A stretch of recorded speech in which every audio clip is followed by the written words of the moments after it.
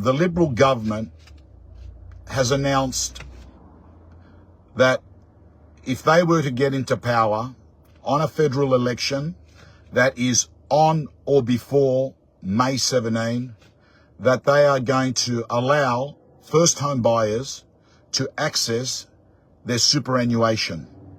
Ladies and gentlemen, I want to let you know, today I conducted 10 auctions scheduled, though 7 went ahead, and it is 100% day. 10 sold out of 10, where they all sold under the hammer, except for 2 properties that sold after the auction, but within about 30 minutes of the auction. Do I think that the decision during the week brought the buyers out into the market? No. I think what it does is that someone that was thinking of buying then becomes more certain of buying. I don't think that there was someone who was not a buyer last Saturday who is a buyer this Saturday. It doesn't work that way in real estate. It doesn't work that way. In fact, it could take a number of weeks before buyers who feel that rates are going to be going down get their loans approved, do their due diligence, look at a property, take a contract to a solicitor. It could take some time. However, 10 out of 10, numbers don't lie. 100% clearance rate. And that to me is essentially saying a number of things happened. And that was people were less scared. But also, I think I look at the stock that I had today and it was good quality stock. It was very good quality stock. Now, there's a couple of things I want to cover. Hey, Stephen, good to see from you as well. Good to see from you as well, sir. But I've got to let you know, you've just proven to me, Steve, that you don't need to have a long neck to be a goose. That's what you've proven to me, Steve. Ladies and gentlemen, I want to let you know that the Liberal government has announced that if they were to get into power on a federal election that is on or before May 17, that they are going to allow first home buyers to access their superannuation. Okay? Now, that means that you're going to go in, and if you've got enough super in there, you can take up to 50 grand and use it as a deposit on a property. On the surface, let me tell you, buyers are going to get excited. But there's a case study. This happened in New Zealand. And I can tell you, the winners aren't the first home buyers. The winners are the owners of real estate, because prices go up.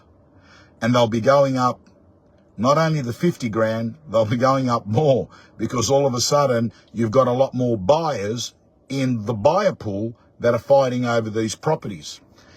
And I can tell you right here, right now, that if that were to happen, if you see what happened in New Zealand, they outstripped the Australian market when they brought that policy in 2010 significantly. It wasn't double, but it was close. So I'm all for making it easy for first home buyers, but I'm not absolutely convinced that this is going to be the solution. Regardless, it's really clear real estate is going to be one of the key policies that is going to win this election. And also, of course, cost of living. This in surveys has come up as the highest priority by the voters.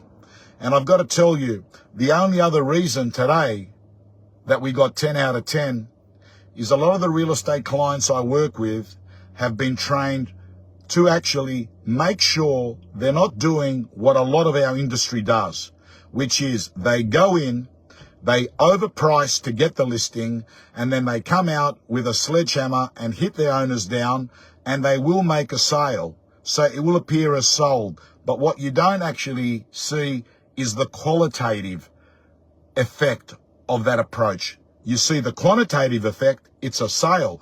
The qualitative effect is you've got a very vendor that's disgruntled and upset because they were told they'd get a lot more and they're actually hit with a hammer. Now, I'm training my real estate agents now to be using AI as part of their vendor reports. You can get your realestate.com report, your CRM report, say from Agent Box, and you put them together, and then you say to ChatGPT, analyze the data each week and create an executive summary, and I can tell you it is extremely powerful and extremely informative to the clients. I believe there are three things in the last 40 years that have been big in real estate. Two of them have happened. The first one was in the 80s, the emergence of the franchise model and brands. Before that, it was independent offices. Then we just saw franchising actually set itself up on the landscape of real estate.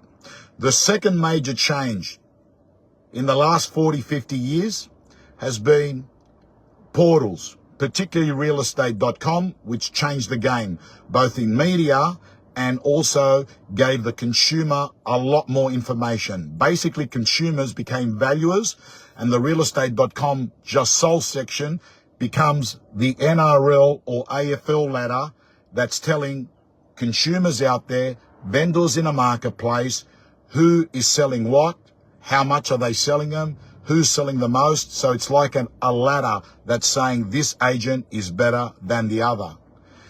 And the third thing, my friends, that is changing the game is AI. I myself have seen what it's done to my business.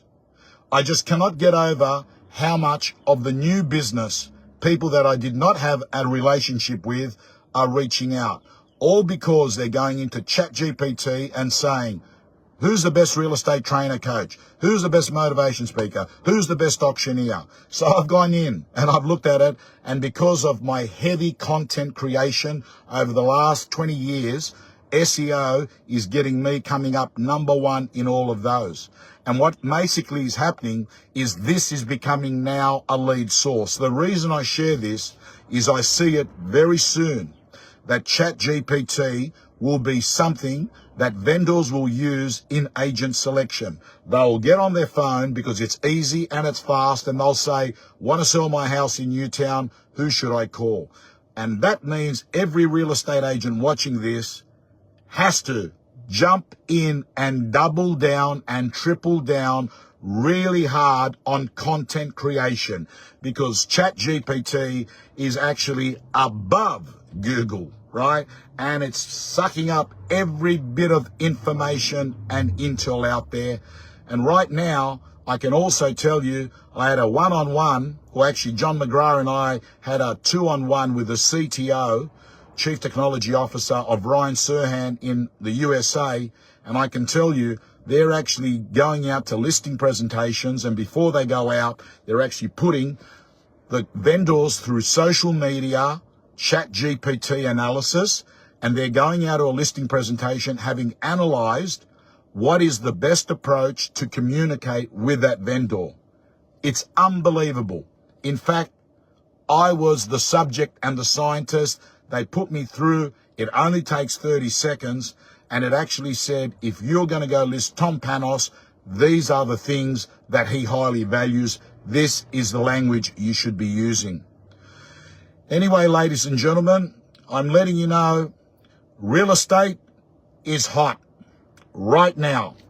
I don't know what the federal election is going to do to the marketplace. I know that for a couple of weeks, there'll be people not putting their homes on the market. We're all anxiously waiting on when that election's going to be. It's got to be on or before May the 17th. So I see a fair bit of property will get processed until that announcement. Then I see maybe a bit of a pause. And if you listen to Sandra Bullock, the Reserve Bank governor, she's turned around and she's sort of saying there won't be another rate cut for a long time. That's what she said. In fact, I think she hinted to February next year To be honest with you, I wouldn't trust a thing you're hearing at the moment in terms of when it's going to be, because I think the Reserve Bank makes up their mind on the day. I don't think that they sit there with scientists and modelling and come up with a decision a week before. I think they sit down in that boardroom and say, yeah, let's go for it. Or they say, give it another month. I don't think there's much more science to it. And the reason I say it, as someone who's worked in the corporate world with the Murdochs for a very long time, people underestimate how much people make decisions on intuition. And quite frankly, I don't think that's a great decision, intuition. And I'll tell you why. Because gut feeling decisions aren't great. Here's an example.